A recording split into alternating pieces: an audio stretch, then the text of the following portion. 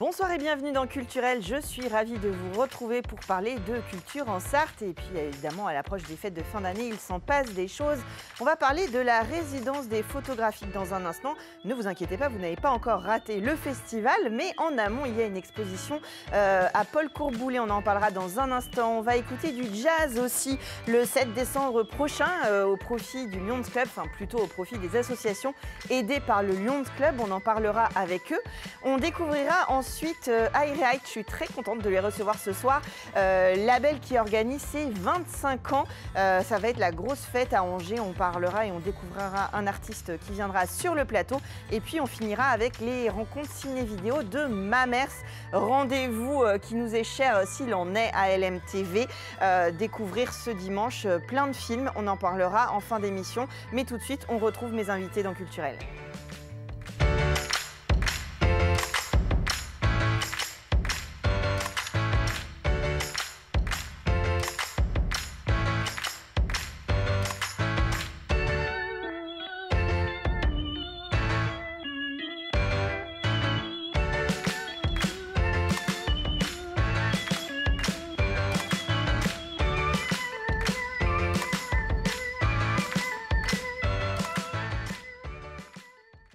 Et pour parler donc de la résidence des photographiques, j'ai le plaisir de recevoir Cécile Jeunesse. Bonsoir. Bonsoir. Vous êtes artiste photographe et vous êtes venue avec Freddy Coudray. Bonsoir. Bonsoir. Donc, président de l'association Festival de l'Image qui organise notamment les photographiques.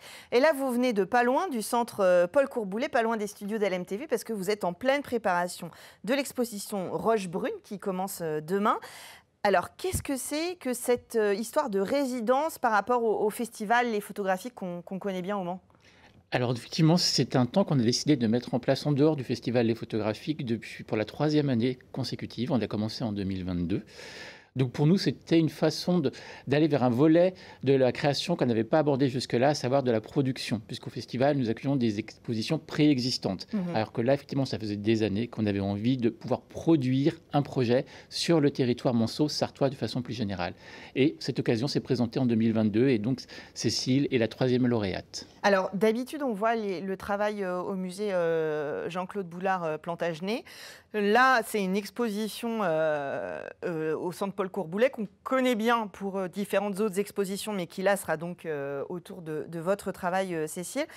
L'idée, quels sont les critères, on va dire, pour lesquels Cécile a été choisie et pour lesquels on choisit les lauréats de cette résidence ?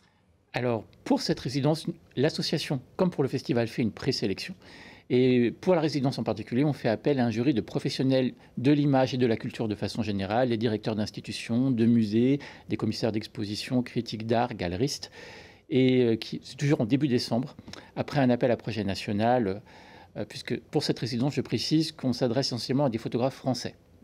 Contrairement au festival pour lequel, effectivement, il y a une plus grande ouverture à l'international, effectivement, pour des questions d'administration, etc., et de comptabilité notamment. Et puis cette année, 2024 donc, un jury de professionnels, le directeur de la collection photographique du Centre national des arts plastiques, Pascal Beauce, une galeriste, Françoise Bernstein, galeriste parisienne, la galerie Sit Down, et Isabelle Tessier, directrice de l'Artothèque de Vitré, sur une présélection de 20 dossiers, ont flashé sur le dossier de Cécile. Alors Cécile, vous nous proposez cette exposition Roche Brune, donc on va pouvoir la découvrir du 29 novembre au 29 décembre au centre Paul Courboulet au Mans, je le redis. Vous allez nous proposer un travail justement spécifiquement fait pour cette exposition et dans ce cadre des photographiques. Tout à fait. J'ai mené ce travail qui, d'habitude, je mène un travail au long cours à la chambre photographique, donc un appareil photographique ancien où on est sous un drap noir avec des grands négatifs qui permettent de faire des grandes impressions. Ouais, pour expliquer, c'est de l'argentique. Hein. C'est vraiment l'appareil qui est posé. On voit ça dans l'imagerie des films où on met le drap, comme vous le disiez. Tout à fait. Et donc, on fait très peu de photos et on est obligé de faire de longs repérages. Donc, moi, dans ma note d'intention, quand j'avais observé un peu le terrain de la Sarthe, j'avais un peu observé les espaces naturels sensibles le long de la Sarthe. Donc, j'avais un peu repéré ce qui m'intéressait comme comme géographie, parce que je mène un travail sur la question du paysage. Donc, je questionne notre rapport à la nature avec une approche géologique, sur l'histoire de la Terre et l'évolution de la botanique. Donc, globalement, notre rapport au temps. Donc, je fais un travail sur le temps long avec... avec ce mode de photographie qui est déjà le moyen lente, et long entre guillemets, et puis en plus vous vous interrogez justement sur ce temps. Alors justement là, Rochebrune, vous êtes parti, je crois, d'une météorite de Saint-Ouen qui est encore au musée Vert, si je ne m'abuse.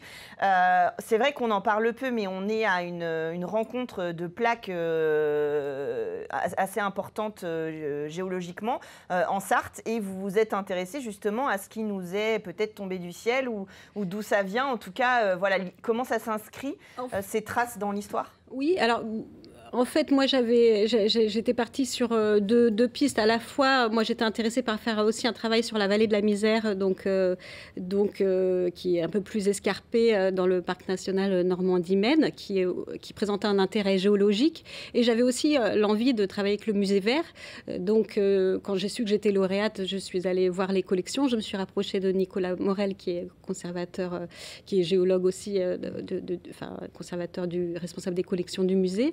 Et en fait, j'ai été interpellée par plusieurs choses, dont la météorite de Saint-Ouen et aussi la météorite de l'Aigle, qui a un intérêt historique, qui est tombée dans l'Orne en 1803. Le fait qu'elle soit tombée dans l'Orne, moi, j'étais intéressée par quelque chose qui vient de la Sarthe. Et cette météorite à côté, je vois qu'elle est tombée en 1799, donc 4 ans avant la météorite très, très célèbre, reconnue au niveau national et international. Et je me suis dit, elle est tombée à Saint-Ouen-en-Champagne. Et je demande donc du coup les documents à Nicolas Morel sur cette météorite. Et donc, on avait cette note d'origine qui expliquait comment elle était tombée. Donc, elle est tombée au pied d'un ouvrier agricole qui battait du grain à l'époque. Elle était tellement chaude qu'il n'a pas pu la ramasser. Et en fait, je me suis dit, je vais aller creuser ça. Alors, forcément, après, des fragments ont été donnés au collectionneur Louis Maulny, qui, suite à son décès en 1815, le fragment a été donné au musée du Mans. Et il y a eu d'autres fragments qui ont été donnés au muséum de Nantes. Et puis, mais en fait, je me suis dit, je vais aussi enquêter au niveau des archives départementales de la Sarthe. Et voilà, de fil en aiguille, je me suis dit... Tirer le fil sur cette histoire-là. C'est ça. Donc, à partir de ce fait historique, comment travailler cela et faire fiction avec aussi, moi, toute ma démarche autour du paysage, parce que forcément, je suis allée faire donc, du coup, des photos là où elle était tombée, donc au lieu-dit du Pin, à Saint-Ouen-en-Champagne, donc dans la Champagne-Mancelle, à 40 minutes du Mans. Et forcément, j'ai fait aussi des photographies autour du bois de Loudon, dans les Alpes-Mancelles, etc. J'ai sillonné, mais aussi des zones qui étaient plus près, comme le bois de Changé. Là, ce qui fait l'affiche, c'est tout près, c'est même au Mans, quasi. Et comment... ce que j'ai essayé de faire, c'est comment lier toutes ces images entre elles, en faire une histoire, raconter une histoire à partir d'un fait historique, comment emmener dans un ailleurs, géographique, tout en restant dans la réalité, mais comment faire fiction. C'est tout le travail aussi de nous, photographes, comment se situer entre art et science aussi. C'est ça. Alors, c'est aussi votre parcours, parce que vous êtes passé par les Beaux-Arts, par les Gobelins, vous êtes allé en Écosse, donc on voit déjà dans votre parcours un peu cette envie de picorer à la fois des techniques et des façons de travailler. Qu'est-ce qu'on va pouvoir découvrir concrètement, ces photographies? Vous les accompagnez dans cette exposition? Alors, je pense qu'il y a quand même une grande part de poésie dans j'explique un peu comment... voilà, les lieux où vous les voilà avez... les lieux, où se situe la Sarthe, entre le bassin parisien très plat et le massif armoricain. J'essaye d'amener à cette sensibilisation sur nos sols. D'ailleurs, il y a très peu de lignes d'horizon dans mes images. Moi, l'horizon m'ennuie, donc je photographie beaucoup en plongée. Et voilà, parce qu'il y a des spécificités en Sarthe. On a les pierriers dans les Alpes mancelles, voilà, il y a des paysages magnifiques et à la fois c'est pas forcément dans les lieux les plus beaux qu'on peut ramener les plus belles images.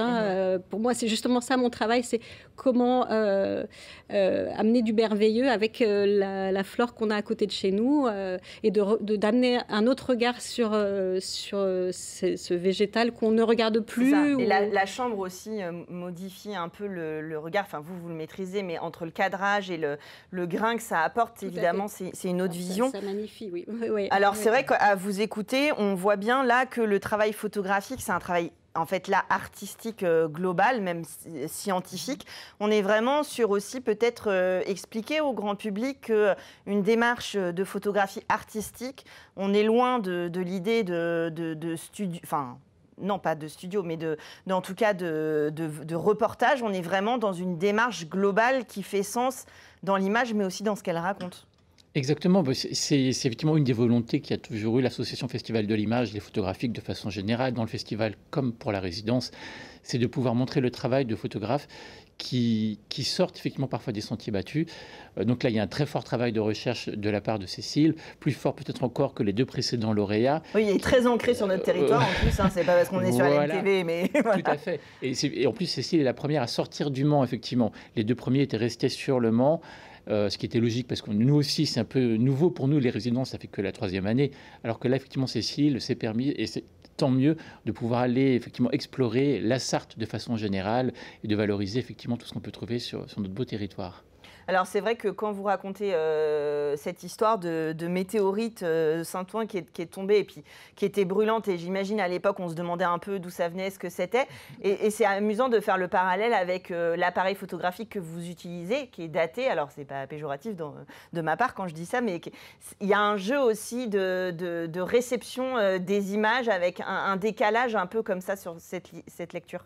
Oui, c'est vrai. Et puis, dans l'exposition, il n'y a pas que des photographies réalisées en couleur à la chambre photographique. Il y a aussi des photographies à la gomme bichromатée. C'est un procédé qui a été inventé d'ailleurs par un Sartois, Alphonse Poitvin, en 1854. Et donc, j'ai réalisé aussi des tirages à la gomme en noir et blanc. Et donc tout ça, pour moi, faisait sens à la fois dans la technique, effectivement, et dans les récits. Il y a aussi une vidéo qui s'appelle Cometa, qui fait partie de l'exposition, qui du coup, ce sont des prises de vue au drone, enfin voilà, des plans qui se superposent et qui mêlent les paysages de Pierriers et le lieu-dit du Pin où la météorite est tombée. Voilà, c'est comment tout ça fait sens, voilà. Une belle découverte à moi à l'écouter. Bon, c'est vrai qu'on comprend pourquoi vous l'avez choisi en tant que lauréate de cette résidence. C'est vrai que voilà, quand ça nous touche, sans mauvais jeu de mots avec cette histoire de météorite, mais forcément, ça nous donne une première lecture et puis ça nous permet peut-être de rentrer dans cette histoire, dans votre histoire, et puis laissez-vous porter aussi par l'esthétique parce que c'est une exposition artistique. Donc après, peu importe où le chemin nous mène. En tout cas, jusqu'au 29 décembre, vous pouvez aller voir cette exposition. C'est gratuit au centre Paul Courboulet au Mans. En attendant les photographies qui seront en mars. Tout à fait, du 15 mars au 13 avril. Vous viendrez nous en reparler de toute façon. Merci à tous les deux d'être venus sur le plateau nous parler de cette belle exposition. Et puis dans un instant, on va parler jazz dans Culturel. Merci à vous. Merci.